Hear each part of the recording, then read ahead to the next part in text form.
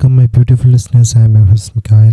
കുറച്ച് ദിവസമായിട്ട് നമ്മൾ സംസാരിച്ചിട്ട് വന്നിട്ട് കുറച്ച് ബിസി ആയിരുന്നു. കുറേ കാര്യങ്ങൾ പ്ലാൻ ചെയ്തു, ഒന്നും നടന്നിട്ടില്ല. പ്ലാൻഡ് ആയിട്ടല്ലല്ലോ നമ്മുടെ ലൈഫ് ഇങ്ങനെ പോവുക. പക്ഷേ ഇപ്പോൾ ഒന്ന് റെക്കോർഡ് ചെയ്യാനുള്ള കേസ് എന്താണെന്ന് വെച്ച് കഴിഞ്ഞാൽ, കുറച്ച് ദിവസങ്ങളായിട്ട് സോഷ്യൽ മീഡിയയിൽ കാണുന്ന ഒരുപാട് ന്യൂസ് ചാനൽ എടുത്തു കഴിഞ്ഞാൽ കാണുന്ന ഒരുപാട് കാര്യങ്ങൾ ഒക്കെ കാണുമ്പോൾ നമ്മുടെ ഈ യങ് ജനറേഷൻ എങ്ങോട്ടേക്കാണ് പോകുന്നത് എന്നൊരു ക്വസ്റ്റ്യൻ വല്ലാണ്ട് ഉയർന്നു വരുന്നുണ്ട് അല്ലേ. 2K കിഡ്സ് എന്ന് നമ്മൾ ഓമന പേരിട്ട് വിളിക്കുന്ന നമ്മുടെ മക്കള് ഭയങ്കര വയലൻസിലും ഡ്രഗ്സിലും മാത്രം ആയിപ്പോയോ എന്ന് തോന്നിപ്പിക്കുന്ന രീതിയിലുള്ള ഒരുപാട് ന്യൂസാണ് ഇപ്പം നമുക്ക് ദിനം പ്രതി കാണാൻ പറ്റുന്നത്.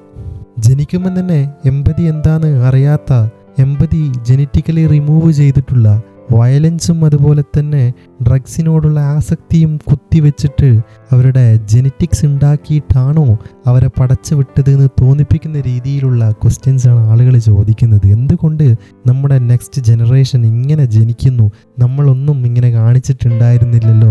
എന്താണ് 2K കിഡ്സ് ഇങ്ങനെ എന്നൊക്കെ ചോദിച്ച് ഒരുപാട് ക്വസ്റ്റ്യനാണ് വരുന്നത്.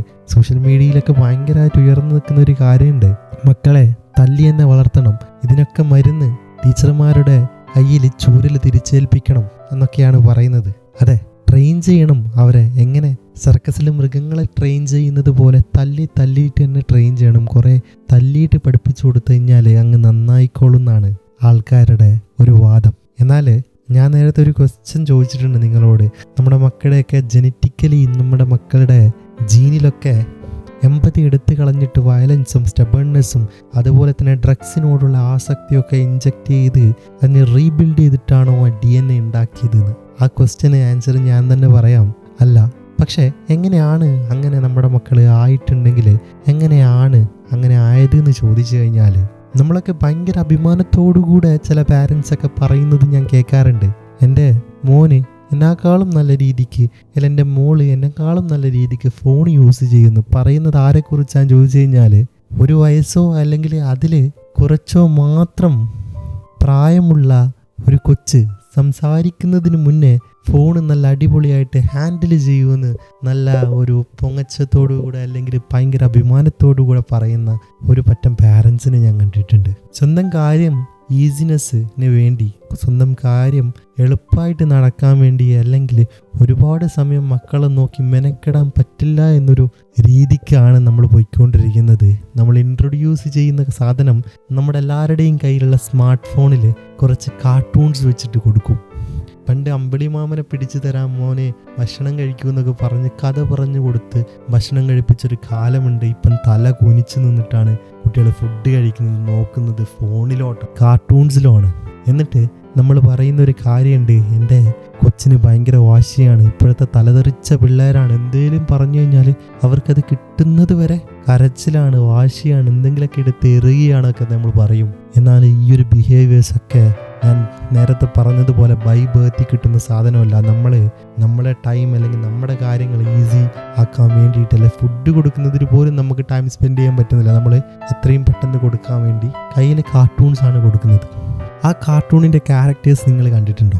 നമുക്ക് കാണുമ്പം ഭയങ്കര ഫണ്ണായിട്ടും നമ്മൾ നോർമലൈസ് ചെയ്ത് കാണുന്ന കുറേ കാര്യങ്ങളാണ് കാർട്ടൂണിൽ. ആ കാർട്ടൂൺ ക്യാരക്ടർ വേറെ ക്യാരക്ടേഴ്സിനെ അടിക്കുന്നുണ്ടാവും. അതുപോലെ തന്നെ എന്തെങ്കിലും ഒരു സാധനങ്ങൾ കിട്ടിയിട്ടില്ലെങ്കിൽ വാശി പിടിച്ച് കരയുന്നുണ്ടാവും, എന്തെങ്കിലുമൊക്കെ എടുത്തെറിഞ്ഞ് പൊളിക്കുന്നുണ്ടാവും. ഇതൊക്കെ കണ്ടിട്ട് അതൊക്കെ നോർമലൈസ് ആയിട്ടാണ് ആ കുട്ടി വളരുന്നെങ്കിൽ, ആ കുട്ടിക്കൊരു കാര്യം നേടിയെടുക്കണമെന്ന് വിചാരിച്ചു കഴിഞ്ഞാൽ ഇൻഫ്ലുവൻസ് ചെയ്യുന്ന ഒരു സാധനം ഈ കാർട്ടൂൺ ക്യാരക്ടറാണ്. അത് കൊടുത്തത് നമ്മളാണ്. ആ ഒരു രീതിക്കാണ് ആ കുട്ടി ബിഹേവ് ചെയ്യുന്നത്.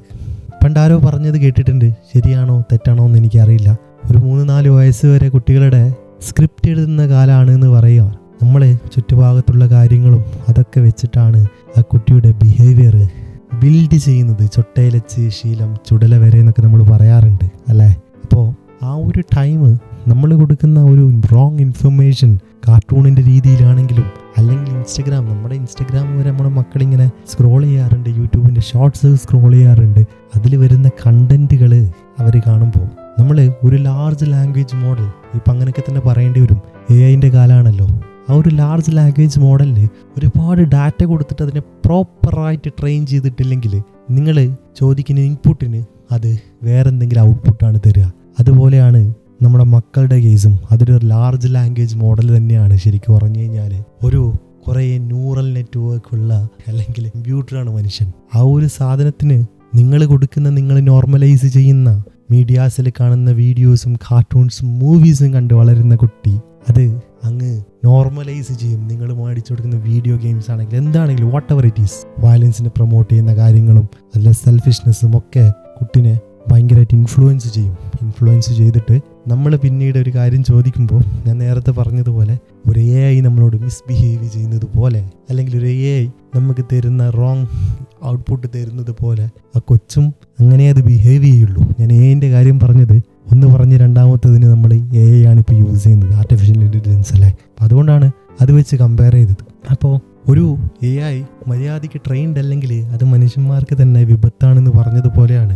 മര്യാദയ്ക്ക് നമ്മൾ നമ്മുടെ മക്കൾക്ക് ടൈം കൊടുത്തിട്ടില്ലെങ്കിൽ, നമ്മൾ കൊടുക്കുന്ന ഈ മിസ്ഇൻഫർമേഷൻസും ഈ ഒരു കൈൻഡ് ഓഫ് സാധനങ്ങളും സോഴ്സും നമ്മൾ മക്കൾക്ക് പ്രൊവൈഡ് ചെയ്യുകയാണെങ്കിൽ അത് നമ്മുടെ വരും തലമുറക്ക് തന്നെ ഭയങ്കര പ്രശ്നമാണ്.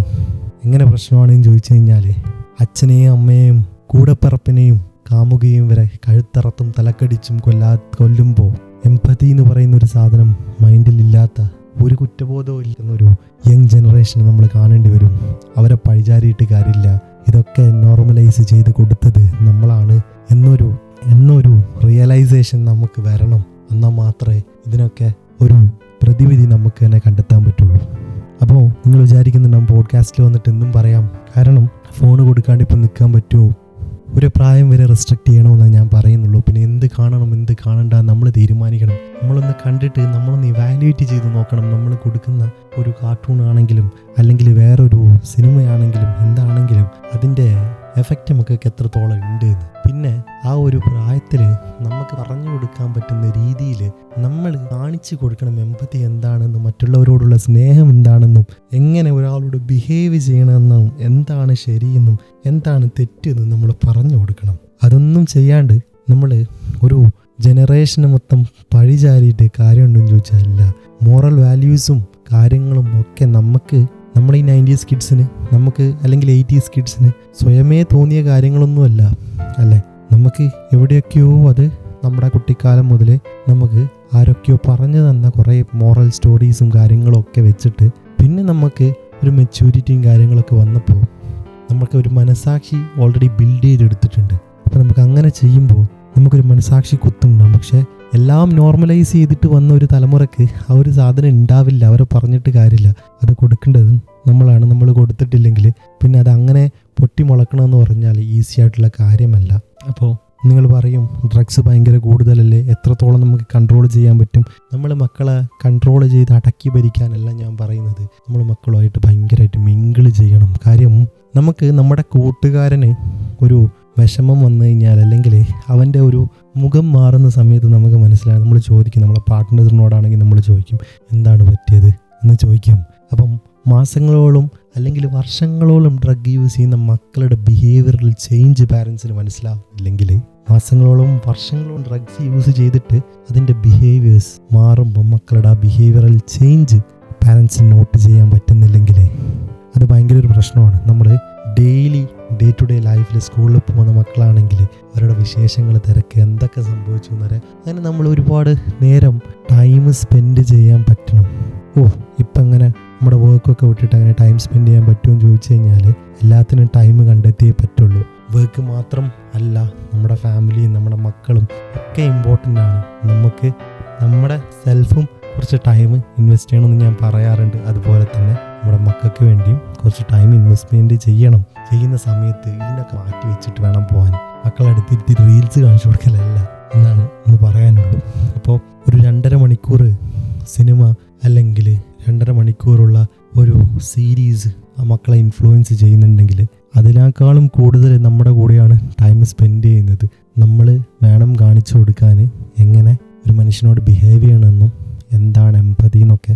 അപ്പോൾ ഞാൻ പറഞ്ഞത് എത്രമാത്രം എഫക്റ്റീവ് ആണെന്ന് എനിക്കറിയില്ല. പക്ഷേ പറഞ്ഞു വന്നതിൻ്റെ ഗുളിക ചുരുക്കം ഈ ഒരു ജനറേഷൻ അല്ലെങ്കിൽ 2K കിഡ്സ് നമ്മൾ ഓമന പേരിട്ട് ഇപ്പം ട്രോൾ ചെയ്തിട്ട് നടക്കുന്നത് പോലെ അവർ എംപതിയോ ഇതൊന്നും ഇല്ലാണ്ട് വളരുന്ന പിള്ളേരൊന്നുമല്ല. നമ്മളെവിടെയൊക്കെയോ കൊടുത്ത എന്തൊക്കെയോ മിസ്ഗൈഡൻസ് ആണ് അവരെ ഒരു മലീഷ്യസ് ആയിട്ട് പ്രോഗ്രാം ചെയ്തൊരു AI പോലെ പ്രവർത്തിപ്പിക്കുന്നതെന്ന് മാത്രമേ പറയാനുള്ളൂ. അപ്പം എല്ലാവരോടും സ്നേഹം മാത്രം. Take care of your childrens. See you all in next podcast. Love you all and by.